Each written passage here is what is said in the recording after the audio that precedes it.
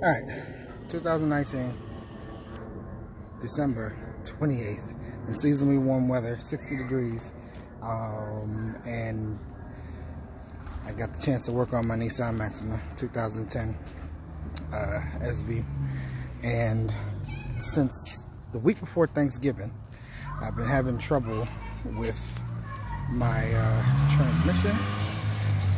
Ooh, I like that noise. Whereas actually even before then, I would be riding down the highway, and if I downshift, the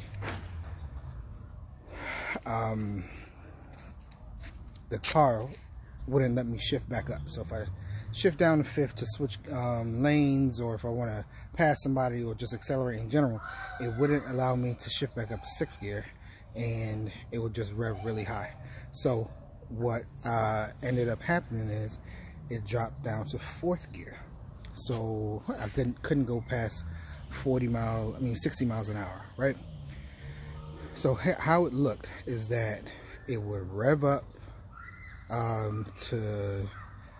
at 60 miles an hour. Sixth gear would put it at 2,000 RPMs. Fifth gear would put it at 3,000 RPMs. And fourth gear would put it at 4,000 RPMs at 60 miles an hour. So once every gear that it dropped, the car would just rev up higher, higher, higher.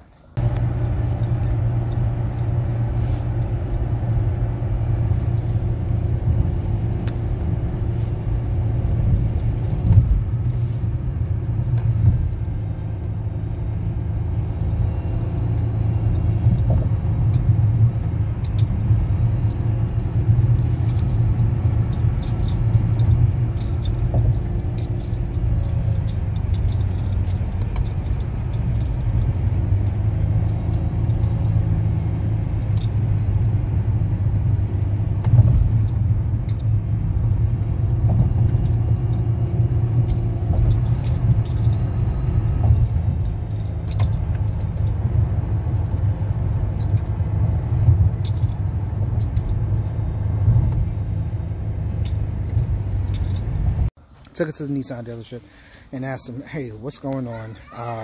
It doesn't happen all the time, but if I drive more than an hour, it happens. So the first time it happened, I was driving from Connecticut to DC, and I was in New Jersey. So I was halfway between both states, and or both my A and B point, and I couldn't go any faster than 60 miles an hour, so it took me forever to get home. Normally I'm driving 80, 85, something to that effect, and now I gotta drive 60 miles an hour. I gave it a break. It would last for about 5 minutes, and then it happened again. So along with that, prior to, I was getting bucking, jerking, whining noises from the transmission. And so I went to our Facebook forum and asked, hey guys, check this out. Sent them a video of my my speedometer and odometer, and let them see.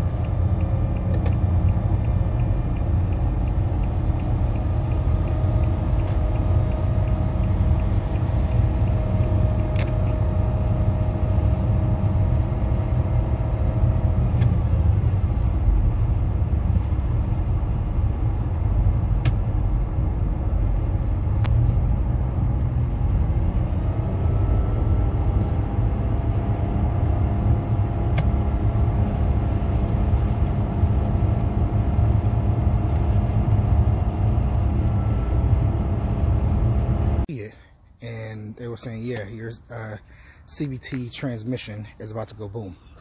And there is the beautiful CVT transmission that is in our 7th generation Nissan Maxima. So what they said to do was get a transmission cooling kit, and so I got one. Now this is the big one compared to the OEM standard. This one's a little bigger and the configuration's a little different. So this is a large glove, so you can see how big it is. Alright, so it gets mounted to the air conditioning condenser, or the radiator condenser, right at the front. Use zip ties or wire ties. These come with the ribbed zip tie that you just poke straight through, and it has a circle that connects onto the back.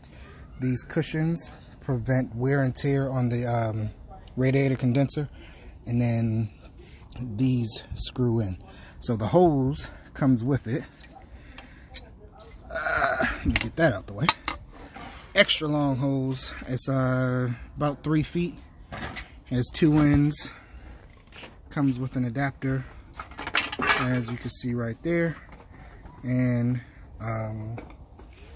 flathead. Well, you can use a flathead or a Phillips to screw on the clamp. Get the clamp, you push this in all the way in. It's about an inch deep in the valve. Clamp it on one end, and I have stuck mine through here, which is where the fog lamp and the fog lamp electronics go, through that little hole right there, and it comes out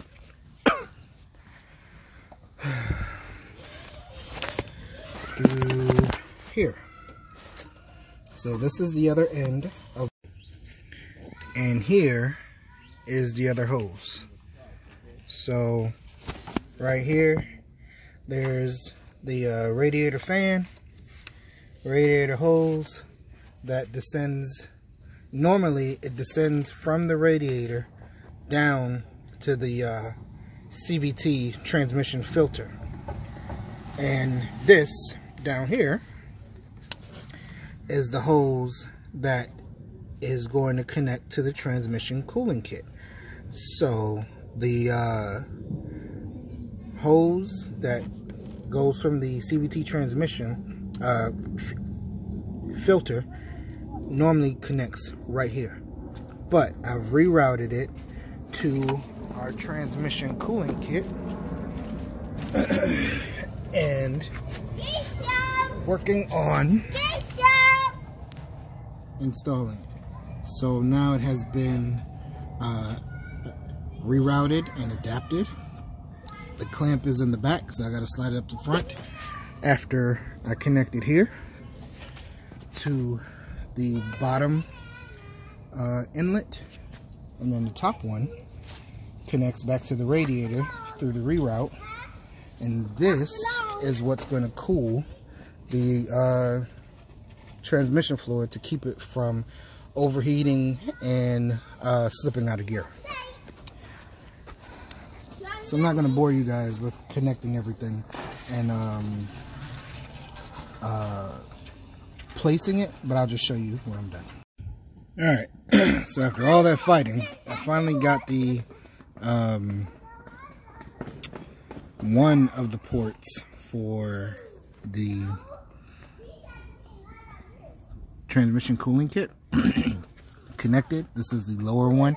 This one used to go from the radiator to the transmission filter. Now it goes to the cooling kit, then to the transmission filter. And here is the other end, and that's gonna go on the top one right here.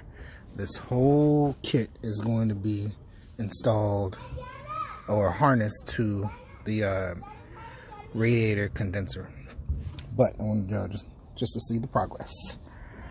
And here's the lower part, and I'll be back. Oh, so before I forget, before I go ahead and connect, oops, the last piece of the hose to the kit. These little puppies are my zip ties and wire ties. So I had a snafu last night and I had to cut 2 of them off. So these are the last 2. You need 4 of them. They connect, go straight through these holes. They go straight through the kit. So they go through the kit first, then through the square pads, and then through the hole, and then through the radiator condenser. The cushions, whoops, these are the cushions to keep it from rubbing and scratching and eventually rusting, and it keeps it still. So I'm using my wire ties as my substitute, but I still have my disc, and then I'm going to connect everything, and then connect the hose at the top. Be right back. Alright, so I need a light. It's gotten to that point, but just to keep it, oh peachy, just to keep it 1,000. This is the hardest part for me, actually. So the hoses are in place. I got my, sorry that it's hard to see. My clamp is in place for the radiator hose. The CVT transmission hose is connected. My hose, even though it's sticking out the front here, it's connected. You got the bottom outlet. You got the upper inlet right there. The hardest part is actually getting the harness, the kit harnessed on to the the radiator condenser. So before it gets too dark, I wanted you guys to see my progress. Now, there are multiple ways to skin a cat. I could have took the entire bumper off and gone through the front. You could have took the wheel off, tried to go that route. I decided to take the battery and its casing, take it all the way out, just so that I can get this free space right here. And I only needed it so I can get to that hose down there. But now I'm just about to put everything back and try to find a way to get to latching this harness down. Alright, that is all. I'm going to try it once everything's put back together. Alright, so it's day 3 now, or day 2 according to the videos. I didn't put day 1 on here because it was in the middle of the night, like between 9 and 2 a.m. 9 p.m. and 2 a.m. So I got the, well, you can't see from there. I got all my hoses connected for my transmission cooler kit. I have had to improvise since I snapped these, and I just don't feel like taking off the radiator or the fans to go through the back. So I'm improvising by using a wire tie, 4 wire ties actually, and this. So this little fancy tool is actually not meant for cars. It is a grill skewer. This little hook right here is going to help me retrieve the end of my wire tie. If you can see that, and I'm hooked on, and now as I feed it, I can pull it up with my skewer here and then zip it at the top of the condenser. Can't do it with one hand, so gotta go. Alright, so just my luck, it starts pouring out here. I didn't get to finish, but I got my air filter back on. Almost. I gotta connect it, but I gotta wait for all this rain to stop, so to be continued. Alright, so I tightened everything back up. I reconnected the battery, not completely, just to see if I have any leaks.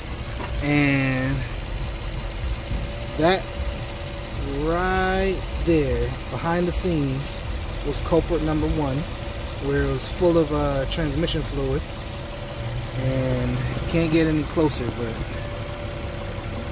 it's dry right now. This was culprit number two, which is, see, my hands are dry. Ah man, tore my glove, but that's besides the point. Glove's still dry. And then culprit number three is down here. Yeah, see if I can get in there. And still dry. Sweet. Alright, so about to hook everything back up. Hit the road. Still looking good on either end. I'm gonna do another test run. Heading back home from work. As y'all can see, I have no shame out here in the parking lot at work. I was not about to call any type of tow truck or anything like that, so over and out. Alright, so it's officially done. I have gotten my very large transmission cooler kit installed, mounted. See, it's not shaking. It's actually the condenser that's shaking. Gotta love wire ties, boy. Like I said, these are the original wire ties, the zip ties that go straight into the little disc, which I've lost now. Oh, there it is. Those little black things. Those in there, that's what it comes with in the actual kit. But like I said, I didn't want to take off the condenser, the fan, the radiator, and all that stuff. And my hands are just too big to fit in this space to get through the fans. So didn't do any of that. Got my battery back mounted. About to put my air filter back together. Reroute it down through here, and I actually was smart enough to not put the transmission cooler kit in the way, because my air filter comes through here and out the front on this side. Alright guys, that's it. Yeah, I don't want to sit through the boring stuff. Oh, here they are. Here's the little discs. That's what comes with the actual kit. Like I said, I had been dealing with this transmission overheating issue since the week before Thanksgiving, driving through New Jersey. And this was the solution compared to dropping $5,400 at the dealership, of course, for Nissan, and dropping all that money on a transmission. And this is a 2010, so that's definitely more than the value of the vehicle itself at 138,000 miles. Couldn't do it. But thanks to our Facebook forum, thanks to friends and family, and a little ingenuity, my Coconut, not the Mobile, they're not a sponsor, trust me, to help me get this done. So with that being said,